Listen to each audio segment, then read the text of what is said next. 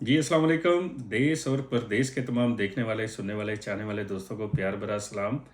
मैं हूँ अदील एहसान और फिर आपकी ईमेल्स के साथ आपकी खिदमत में हाज़िर हूँ। और सबसे पहली जो ईमेल है ये ईमेल मुझे लगता है कि मैंने पहले भी इसका रिप्लाई किया हुआ है। ग्रुप में भी इन्होंने शायद पोस्ट लिखी थी। लेकिन क्योंकि अब ये ईमेल इन्होंने भेजी हुई है तो मैं इसलिए इनको जवाब दे रहा हूँ। लेकिन मुझे ऐसा लगता है कि ये मैं ईमेल पहले भी पढ़ चुका हूँ या ग्रुप में पोस्ट लिखी थी तो जवाब दे चुका हूँ। और जो दोस्त हमें देख रहे हैं उनको मैं बता दूं कि ये 20 अगस्त की अभी मैं ईमेल्स पढ़ रहा हूँ। और ये वो वाली तमाम ईमेल्स हैं जो देश और परदेश डॉट कॉम वेबसाइट पर आपने कॉन्टैक्ट अस में जाकर मुझे भेजी हैं। तो ये मैं उन सब ईमेल्स के रिप्लाई कर रहा हूँ। और इसके अलावा आप प्लीज़ किसी भी और ईमेल पर मुझे ईमेल मत भेजें क्योंकि वो मैं देख नहीं सकूँगा। और ये जो वेबसाइट के थ्रू ईमेल्स आ रही हैं सिर्फ मैं वही पढ़ रहा हूँ। तो आशीष साहब लिखते हैं जी, हाय अदील भाई, I hope this email find you in good health. First of all thanks for all the community work you are doing. My name is Ashir and I am seeking some expert opinion on my case as I am wondering to pursue of Portugal residency.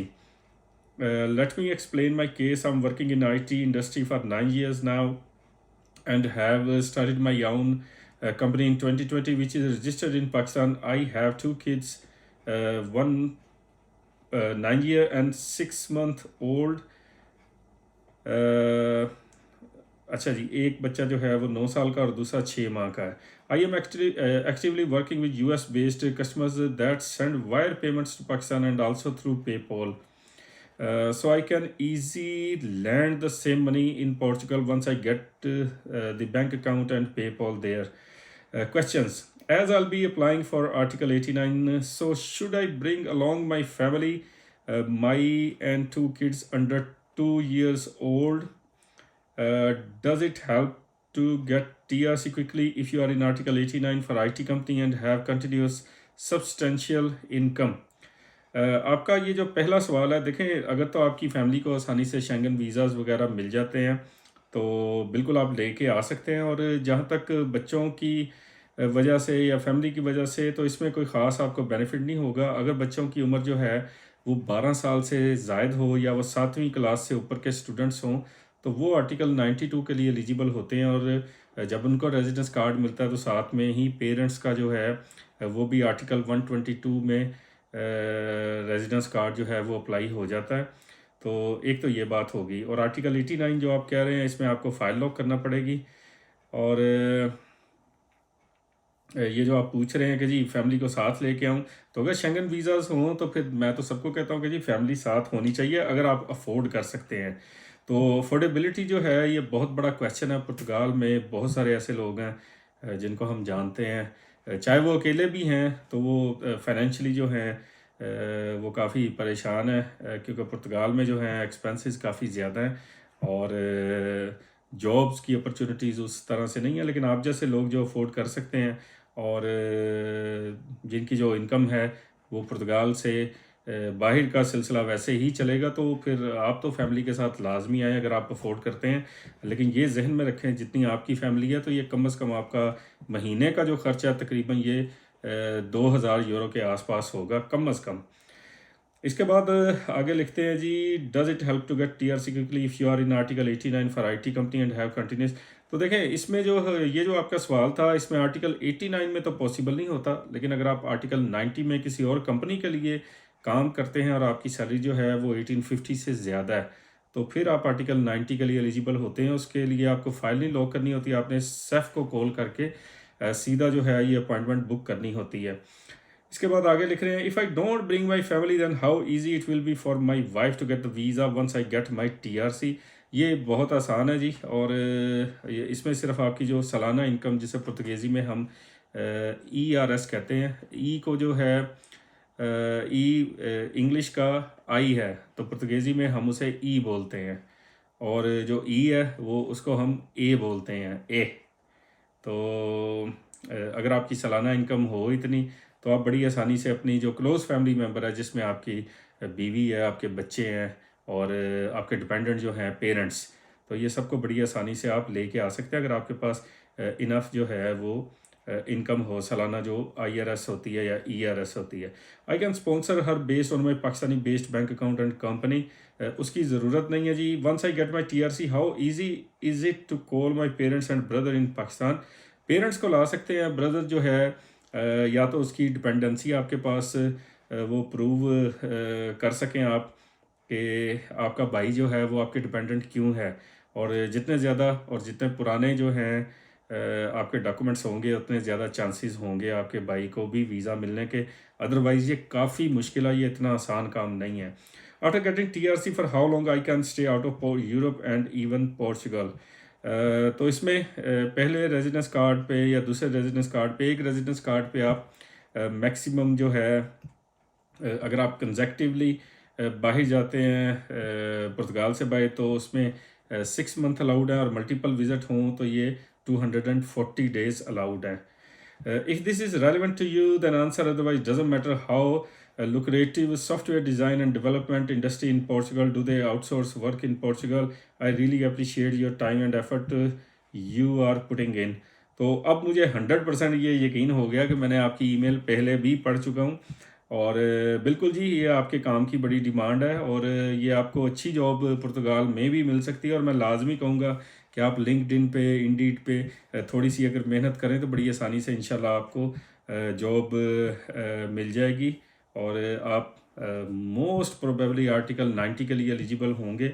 और article 90 का ये फ़ायदा कि आपने straight way बगैर किसी file lock के आप जो है सब के साथ अपनी अपॉइंटमेंट बुक करते हैं, तो मोस्ट प्रोबेबली 3 से 6 महीने या मैक्सिमम 9 महीने शायद लग जाएं आपको पहला रेजिडेंस कार्ड लेने में।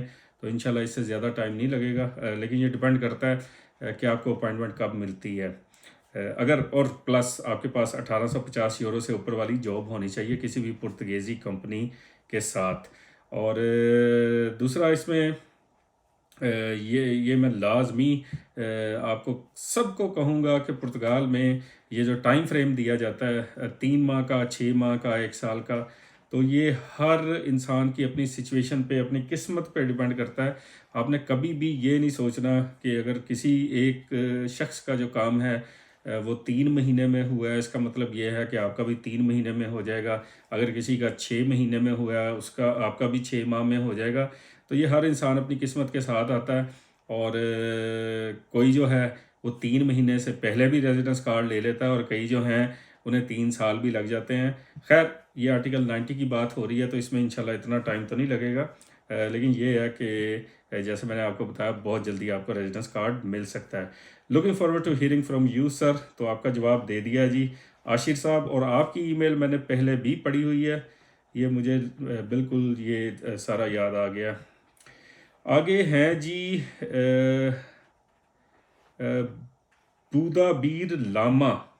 इनका मैं पूरा नाम ले रहा हूँ क्योंकि ज़रा स्पेशल नाम है। और इन्होंने लिखा जी, hi sir, I am Buddhabir Lama, Nepali citizen. I want to apply for Portugal job seeker visa. I am professional truck driver here in Saudi Arabia from 2013 to till in past. I get food control preparation training and work in fast food restaurant also. So dear sir, I need same base CV and cover letter for Portugal's job seeker visa. Can you help me sir? Even give me same format, thank you. So Mr. Buddha Bir Lama, I don't know what exactly what kind of help you are looking for from me. Actually I have already made 2 videos on the job seeker visa, that how could you book an appointment, how could you prepare all your documents regarding this job seeker visa, and all you need to book an appointment with your nearest Portuguese embassy. I think from Saudi they are doing it from Riyadh. Their embassy is in Riyadh. So this is all I know about Saudi Arabia or job seeker visa. Please must watch the video which I have made. You could find that video on my YouTube page with job seeker visa information, and I'll try to put that video as well when this video will be finished.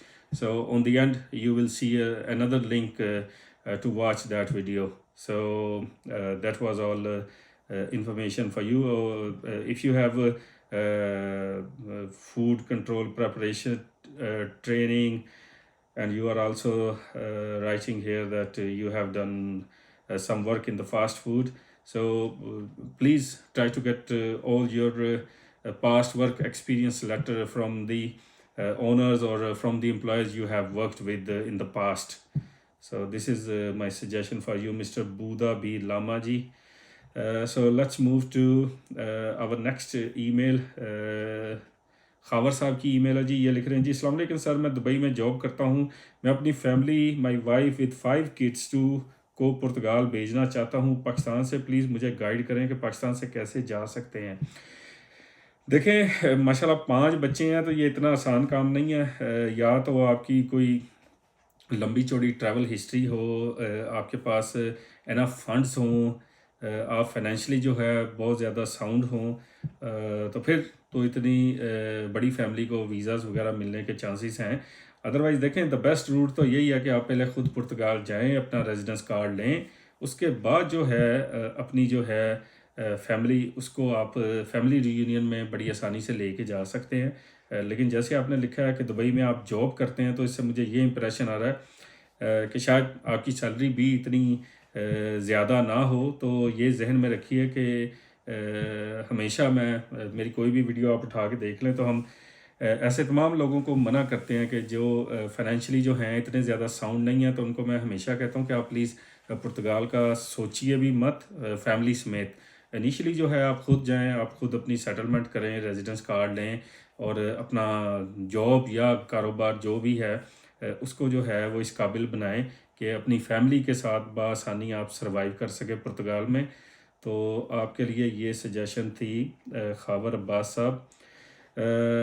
बाकी Schengen visa की information के लिए एक video YouTube के page देश और प्रदेश पर मौजूद है, लाइव वीडियोस के सेक्शन में, आप प्लीज़ वो भी देख लें। तो आपको दुबई वालों को उसमें कोशिश की है हमने कि आप शेंगन वीज़ा कैसे ले सकते हैं, डॉक्यूमेंट्स वगैरह उनकी प्रेपरेशन कैसे कर सकते हैं। अच्छा जी, अब अगली ईमेल की तरफ चलते हैं और इन्होंने लिखा है जी कि मेरा नाम मत लीजिएगा। एक आप सबसे मैं लाजमी रिक्वेस्ट करूँगा कि जब आप नाम ना लिखने की ख्वाहिश का इजहार करते हैं तो प्लीज़ जहाँ पे वेबसाइट पर नेम की ऑप्शन है तो ब्रैकेट के अंदर या कोमा के बाद आप ये लिख दिया करें कि please don't mention my name.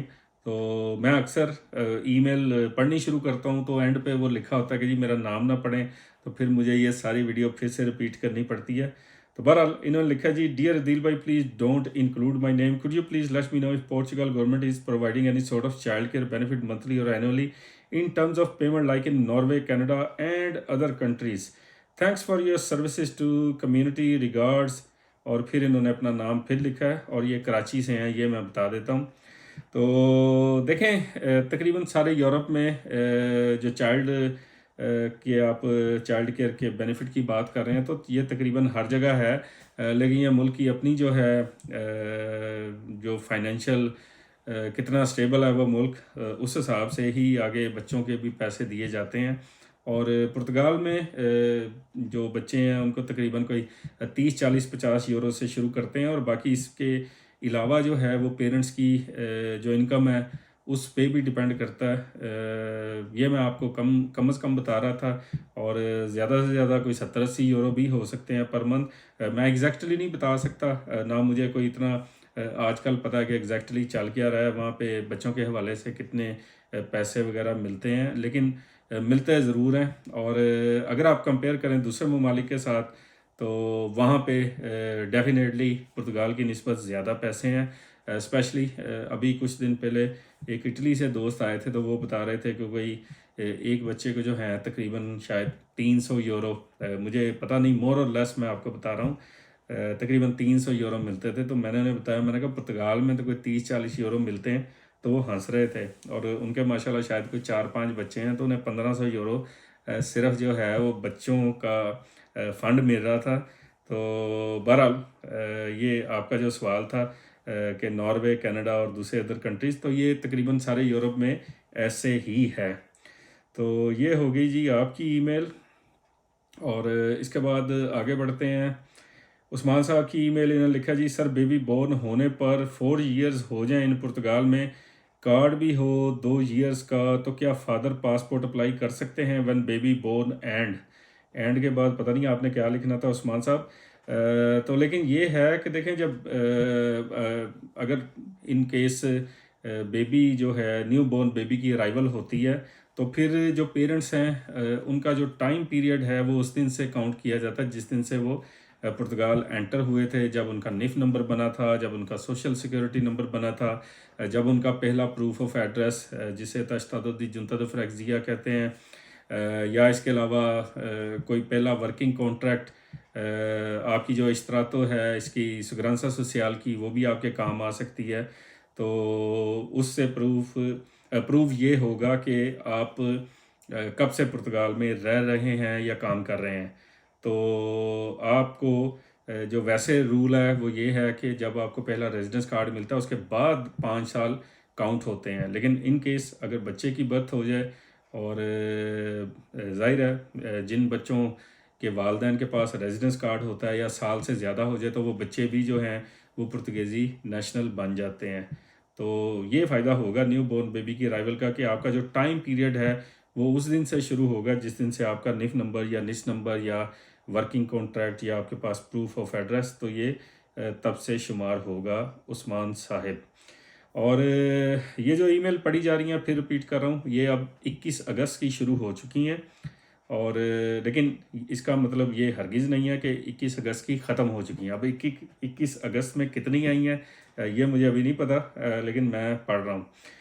आगे हैं जी मीसम, और मीसम साहब ने लिखा जी, अस्सलाम वालेकुम दिल भाई, उम्मीद है आप खैरियत से होंगे। क्वेश्चन ये था कि जैसे यूएस का वीज़ा इंटरव्यू के लिए आपके पास लैंग्वेज ऑप्शन होती है कि आप रीजनल जो लैंग्वेज है जैसे उर्दू उसमें इंटरव्यू दे सकते हो, इसी तरह किसी शेंगन वीज़ा के लिए या स्टडी वीज़ा के लिए ऑप्शन होता है लैंग्वेज का। इस तरह सेम अगर कोई सऊदी अरेबिया से अप्लाई करे तो वहाँ से तो रीजनल लैंग्वेज होगी अरबिक, तो वो भी हो सकती है क्या? असल में ख़ुद तो कुछ ना कुछ इंग्लिश बोल लेता हूँ, लेकिन अगर उर्दू हो तो आसान, तो इंसान अच्छे से एक्सप्लेन कर सकता हर बात को।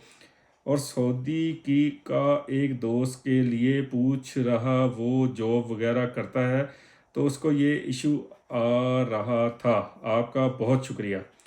तो मीसम साहब देखें, मेरी किसी फॉरेन कंट्री से ऐसे कोई मेरी बिल्कुल कभी इस तरह वास्ता नहीं पड़ा जो आपका क्वेश्चन है, इसलिए मैं आपको इसका एग्जैक्ट जवाब तो नहीं दे सकता। लेकिन मैं अपने ख़्याल जो मेरा है वो तो ये है कि जैसे आपने भी अपनी इस ईमेल में लिखा हुआ है कि वहाँ पे सऊदी जो है वो ट्रांसलेटर अवेलेबल होगा, और सऊदी प्लस इंग्लिश, क्योंकि इंग्लिश जो है वो इंटरनेशनल लैंग्वेज है, प्लस पुर्तगीज़ी हो सकती है, प्लस जो है लोकल जो लैंग्वेज है, तो इंग्लिश, सऊदी और पुर्तगीज़ी, तो ये 3 ज़बानें जो हैं इसमें मोस्ट प्रोबेबली सऊदीया में वो डील करते होंगे। उर्दू बाकी वो इत्तफाकन आपके ट्रांसलेटर को आती हो तो हो सकता है, अदरवाइज़ मुझे नहीं लगता कि वहाँ पे आपको ये उर्दू वाली लैंग्वेज की फैसिलिटी मिलती होगी।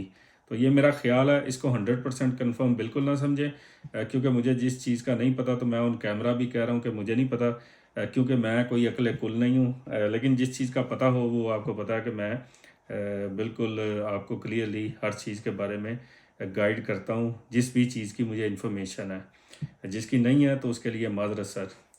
अगली ईमेल है जी सुफियान साहब की, ये लिख रहे हैं, दिल भाई कैसे हैं सर, मुझे ये बता दें कि हम 5 फैमिली मेम्बर्स हैं, विज़िट वीज़ा के लिए अप्लाई करें पुर्तगाल में या स्टडी वीज़ा पे या अलोन अप्लाई किया जाए? देखें मुझसे पूछेंगे तो मैं तो ये जो पुर्तगाल का आपने पूछा तो मैं सारी कैटेगरीज़ में कहूँगा कि यहाँ पे बिल्कुल अप्लाई ना करें, और इसके अलावा कोई भी दूसरा शेंगन कंट्री जो है उसको पकड़ लें। तो यहाँ पे तो हालात बुरे ही चल रहे हैं।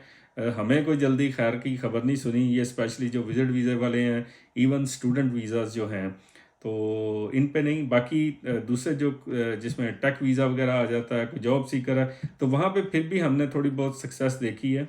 और पिछले दिनों में तो ये जो वर्क परमिट वाले थे ये भी बेचारे रुल रहे थे लोगों से, कईयों ने तो बेचारे पता नहीं कितने कितने लोगों से वो पैसे पकड़े हुए हैं, वो बेचारे लोग जो हैं वो उनके पीछे हैं, और उनको पता चल रहा है कि जी वो वीज़े भी नहीं मिल रहे। तो ये थी सुफियान साहब आपके लिए इन्फॉर्मेशन। और अगली ईमेल है फिर सुफियान साहब की, ये लिख रहे हैं जी, लाहौर में आपका कोई ऑफिस है या आप विज़िट वीज़ा अप्लाई करवाते हैं ये पुर्तगाल में ही आप लोगों को गाइड करते हैं, वहाँ आके कौन सा काम किया जाए जिससे अपनी फैमिली का गुजारा हो सके। सैलरी तो 400 से 500 यूरो से ज़्यादा नहीं और रेंट 1500 है। तो देखें जी, लाहौर में मेरा कोई ऑफिस नहीं है और विज़िट वीज़ा भी मैं बिल्कुल नहीं अप्लाई करवाता। और इसके बाद तीसरा जो आपका सवाल है कि पुर्तगाल में ही आप लोगों को गाइड करते हैं, तो मैं जनाब ऑनलाइन गाइड कर रहा हूँ। और ये मैं आज से नहीं, ये पिछले 9 सालों से 2016 से ये सफ़र शुरू हुआ था और तब से कोशिश करते हैं। और मैं सिर्फ अकेला नहीं करता, हमारा पूरा ग्रुप है पाकिस्तानीज़ इन पुर्तगाल में। हमारी एडमिन टीम है जिसमें शिराज भाई हैं, वकार साहब हैं, शहबाज साहब हैं, फुरकान साहब हैं और हमारे और दूसरे बहुत ज़्यादा दोस्त हैं। तो हम कोशिश करते हैं कि लोगों को ज़्यादा से ज़्यादा फैसिलिटेट किया जाए और हमारे पास जिस चीज़ की इंफॉर्मेशन है वह सबके साथ शेयर की जाए।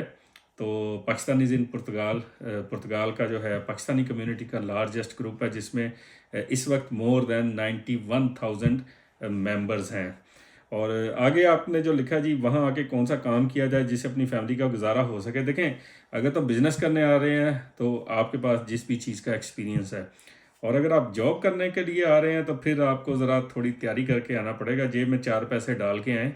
ये ना हो कि बाद में आप किसी भी फाइनेंशियल सिचुएशन का सामना करना पड़े। और सैलरी जो आपने लिखी है 4 से 500 यूरो तो नहीं है, 760 जो है ये मिनिमम वेज है पुर्तगाल की। और बाकी ये जो रेंट 1500 लिखा है, देखें ये डिपेंड करता है आप किस जगह पे ले रहे हैं। पुर्तगाल में ऐसे घर आज भी हैं जहाँ पे लोग 4-4 5-500 यूरो देकर घरों में रह रहे हैं। और अगर आप मेन एरियाज़ में जाएंगे, मेन सिटीज़ में जाएंगे, अगर आप लिस्बन में जाएंगे, अमादोरा में जाएंगे, फ़ारो में जाएंगे, अल्बुफेरा में जाएंगे, लागुश में जाएंगे, पोर्तो के किसी बड़े आगे टाउन में जाएंगे, तो फिर वहाँ पे तो देखें रेंट ज़्यादा होंगे। लेकिन अगर आप छोटे शहरों में जाएंगे, कोई कस्बे समझ लें, गांव टाइप, तो वहाँ पे फिर जो है, लेकिन ये जहन में रखें ये भी पुर्तगाल के गांव जो हैं ये पाकिस्तानी गांव मत समझें इन्हें, तो ये भी बड़े डेवलप्ड हैं। तो वहाँ पे अगर आप जाते हैं, छोटे शहरों में जाते हैं, तो वहाँ पे ऑफ कोर्स रेंट वगैरह जो हैं ये कम है। और आपको भी यही कहूँगा कि फैमिली के साथ बिल्कुल मत आइएगा सुफियान साहब इनिशियली। आगे चलते हैं जी। ज़हीर साहब की ईमेल है, इन्होंने लिखा जी, हेलो सर, मैं इटली में मेरी कंपनी है, मुझे पुर्तगाल में कंपनी रजिस्टर्ड कराने के लिए कौन कौन से डॉक्यूमेंट्स चाहिए, प्लीज़ क्या आप अपना व्हाट्सएप नंबर सेंड कर सकते हैं। अल्लाह हाफिज़। ज़हीर साहब, मेरे नंबर की तो कोई ज़रूरत नहीं है आपको। मैं आपको बता देता हूँ, कंपनी के लिए आपको कोई ख़ास चीज़ नहीं चाहिए। एक तो आपका पासपोर्ट हो गया, नंबर 1। दूसरा जो है वो आपके पास सिर्फ आपका निफ नंबर होना ज़रूरी है। और ये 2 मेन डॉक्यूमेंट्स हैं। और इसकी बेस पे आप पुर्तगाल में अपनी कंपनी जो है वो रजिस्टर्ड करवा सकते हैं। आपको मेरे नंबर की बजाय आपको किसी भी अकाउंटेंट के नंबर की ज़रूरत है। तो बेहतर है कि आप जब पुर्तगाल में अगर आप मौजूद हैं तो ठीक है, अगर नहीं मौजूद तो जब आप जाएं तो गूगल मैप्स में अकाउंटेंट लिखें और जो भी आपका नज़दीकी अकाउंटेंट हो उसके पास चले जाएं। तो ये कंपनी खोलनी पुर्तगाल में 360 यूरो जो है ये सरकारी फ़ीस है।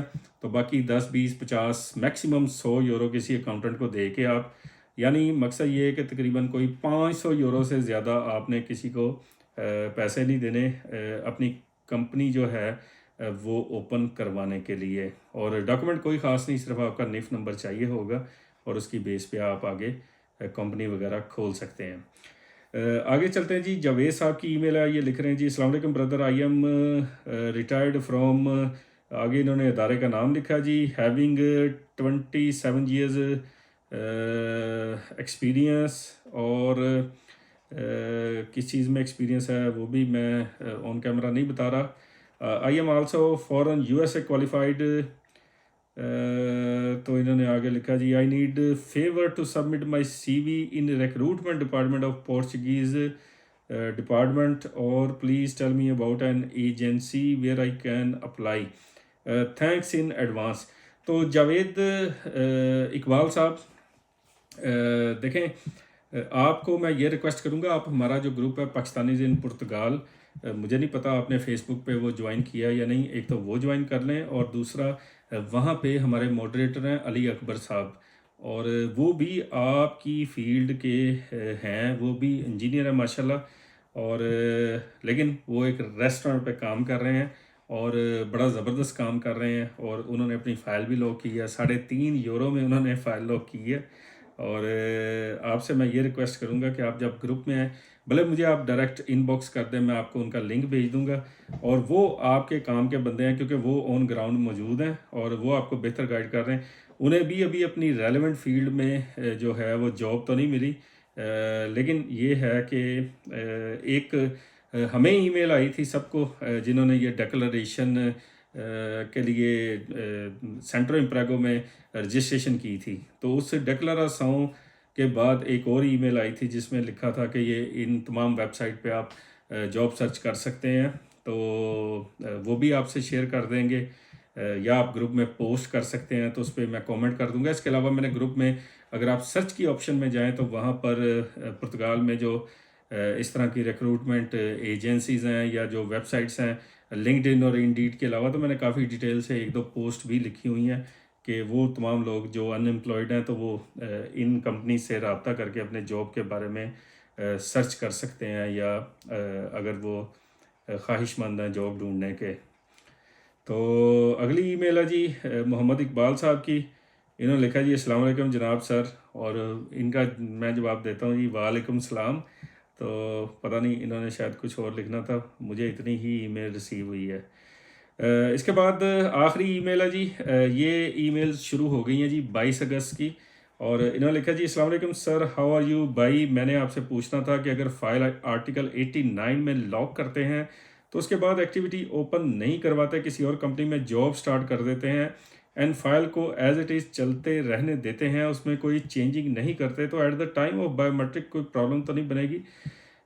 देखें, ये लुकमान साहब की ईमेल है। तो लुकमान साहब, अगर आपने आर्टिकल 89 में फ़ाइल लॉक की है और आपने अपनी एक्टिविटी ओपन करवाई है, और अगर आप कहीं और जॉब कर रहे हैं, तो बिल्कुल भी इसमें कोई इशू वाली बात नहीं है। आर्टिकल 88 वाले जो हैं 89 में स्विच कर सकते हैं, 89 वाले 88 में स्विच कर सकते हैं, और फाइल तो एक दफ़ा जो लॉक हो गई सो हो गई। दूसरा, आपने एक काम बस लाजमी करना है। अगर आपको लगता है कि आपकी जॉब जो है आगे वो परमानेंट है, इसमें किसी किस्म की कोई चेंजेस नहीं आनी, तो फिर मेरी आपको ये एडवाइस होगी कि आपने ये जो एक्टिविटी ओपन की हुई है इसको आप लाजमी बंद करवा लें, क्योंकि इसका फिर फ़ायदा कोई नहीं है। और अगर आप साथ में कोई छोटा मोटा बिजनेस कर रहे हैं उस एक्टिविटी की बेस पर, तो तब भी कोई मसला नहीं है, फिर इसे चलता रहने दें, अदरवाइज़ इसको बंद करवा दें। और टैक्स जो है वो आपका एक जगह से जाता है, चाहे वो जॉब की तरफ से जाए, चाहे आपकी एक्टिविटी की तरफ से जाए। लेकिन जब आप जॉब कर रहे हैं तो जॉब वालों ने तो आपका टैक्स पे करना ही है, तो फिर आपको एक्टिविटी की बेस पे किसी किस्म का कोई टैक्स एक्स्ट्रा से पे करने की ज़रूरत नहीं है। तो ये थी जी आज की आखिरी ईमेल, ये 22 अगस्त की है, 6:48 AM लिखा हुआ है इस पर। तो बाकी जो दोस्त हैं 22 अगस्त वाले, इंशाल्लाह उनकी ईमेल जो हैं ये नेक्स्ट वीडियो में इंशाल्लाह मैं पढ़ने की कोशिश करूँगा। और मुझे अब आप इजाज़त दें। आप सब अपना ख्याल रखिएगा और दुआ में याद रखिएगा। अल्लाह हाफिज़।